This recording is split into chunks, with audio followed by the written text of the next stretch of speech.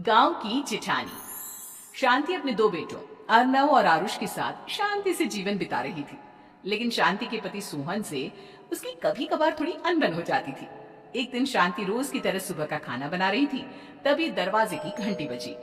घंटी की आवाज सुनकर वो दरवाजे की ओर जाती हुई कहती है, अरे आती हूँ, कौन है? सब्र करो।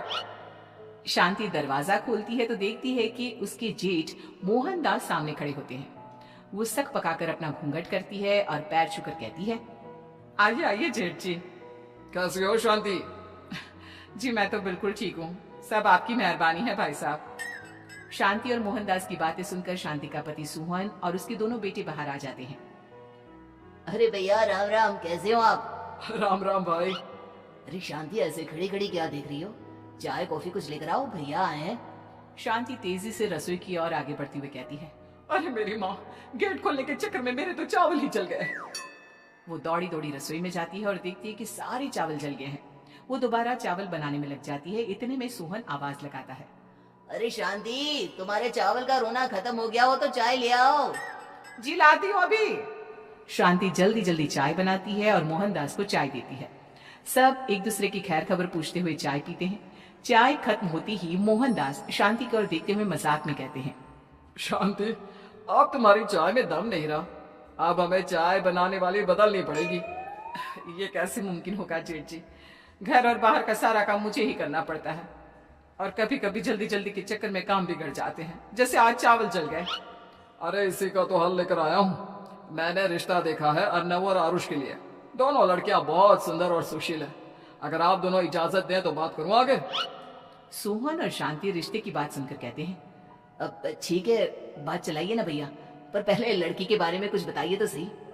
हाँ हाँ भाई साहब, लड़की कैसी है, परिवार कैसा है, कहाँ के रहने वाले हैं? देखो, परिवार तो बहुत अच्छा है, पर वे दोनों लोग बहुत गरीब हैं। दहेज में कुछ मिलेगा नहीं। अरे हमें दहेज में कुछ चाहिए भी नहीं, बस लड़की संस्कारी होनी चाहिए। एक लड़की तो पढ़ी लिखी है और शहर की रहने वाली है, पर दूसरी अपनी गरीबी की वजह से पढ़ ना सकी और गांव में रहती है, लेकिन दोनों है बहुत खूबसूरत। अगर तुम सबको देखते ही पसंद ना आ जाए तो मेरा नाम बदल देना।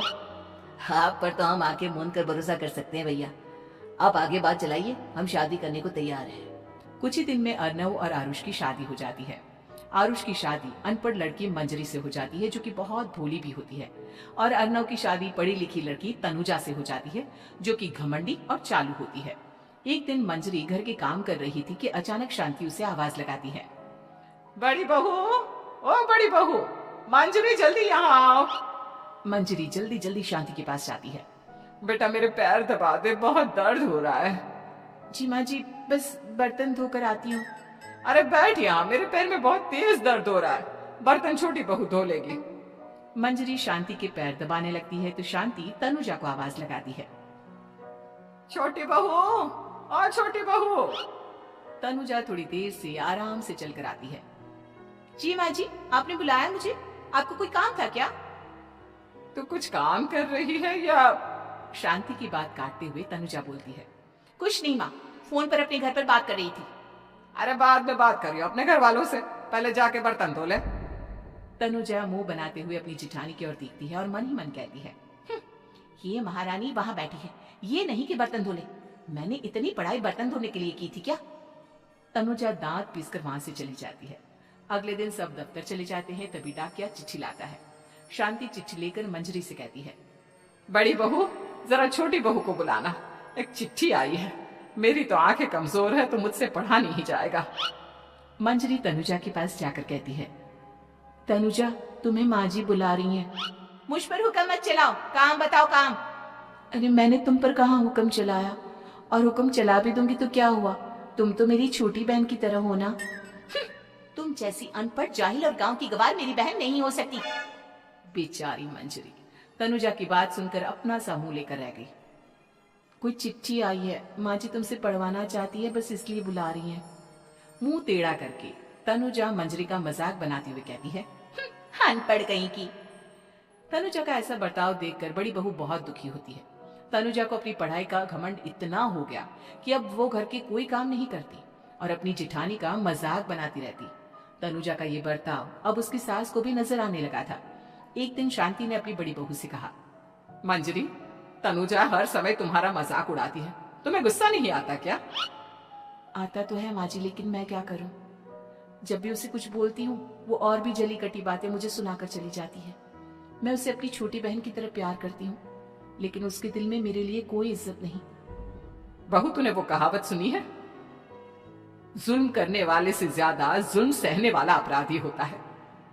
मंजरी अपनी सास का इशारा समझ जाती है। वो अपनी देवरानी को सबक सिखाने की ठान लेती है। और एक दिन शांति अपनी दोनों बहुओं के साथ बैठी थी तो शांति अपनी बड़ी बहू से पूछती है, अरे बहू, शाम होने को है, कुछ सोचा है क्या बनेगा खाने में? माँ जी, मेरे तो सर में बहुत दर्द है आज। मेरी प्यारी देवरानी ही कुछ अंग्रेजी खाना बनाकर खिलाएगी। सुना है पढ़े लिखे लोग अंग्रेजी खाना बहुत अच्छा बनाते हैं, क्यों तनुजा? इतना कहकर मंजरी अपनी सास की ओर देखकर मुस्कुरा दी। तनुजा अपनी तारीफ सुनकर बहुत खुश हो गई। इतने में शांति कहती है, ये तो सच बात है छोटी बहू, ये तो मैंने भी सुना है। हम भी पक गए हैं बड़ी बहू के हाथ का खाना खा खा कर। तनुजा, तुम्हारी माँ भी तो तुम्हारे खाने की बहुत तारीफ करती है, आज हमें भी खिला दो कुछ अच्छा सा बनाकर। शांति की बात सुनकर छोटी बहू और आसमान पर चढ़ गई, पर उसे ये कहाँ पता था कि उसकी सास और जेठानी उसे सबक सिखाना चाहती हैं। तनुजा अपनी तारीफ सुनकर खुश तो बहुत होती है, पर सोचने लगती है, मुझे तो कैसा भी खाना बनाना नहीं आता, अब मैं क्या करूंगी? अगर मैंने इनको सच बता दिया तो मेरी सारी इज्जत मिट्टी में मिल जाएगी। अरे छोटी बहू, क्या सोच रही हो? खिलाओगी ना अपने हाथ का अंग्रेजी खाना? छोटी बहू हाँ में सर हिला देती है। अचानक से उसके दिमाग में एक आइडिया आता है। मैं इंटरनेट से देखकर कुछ बना लेती हूँ, मेरी वाहवाही पूरे घर में हो जाएगी। मुझे कौन सा रोज रोज बनाना है। माँ जी, आज आप सबको ऐसा खाना खिलाऊंगी, ऐसा खाना खिलाऊंगी कि... इतने में शांति छोटी बहू की टांग खींचते हुए कहती है कि पता नहीं कैसा खाना खिलाओगी, ए ऊपर वाले हमारी रक्षा करना। इतना बोलकर शांति और मंजरी दोनों जोर जोर से हंसने लगते हैं। अब तनुजा रसोई घर में चली जाती है और खाने की तैयारी करने लगती है, पर उसे रसोई घर की चीजों के बारे में तो कुछ नहीं पता। जैसे तैसे सारी चीजें निकालती है और इंटरनेट पर देखकर खाना बनाती है। कुछ ही देर में सब लोग घर आ जाते हैं। अरे सुनते हो, आज का खाना हमारी छोटी बहू बना रही है। अरे वाह, आज तो फिर कुछ अंग्रेजी खाना खाने को मिलेगा। कुछ ही देर में खाना बन जाता है तो छोटी बहू सबका खाना लगा देती है।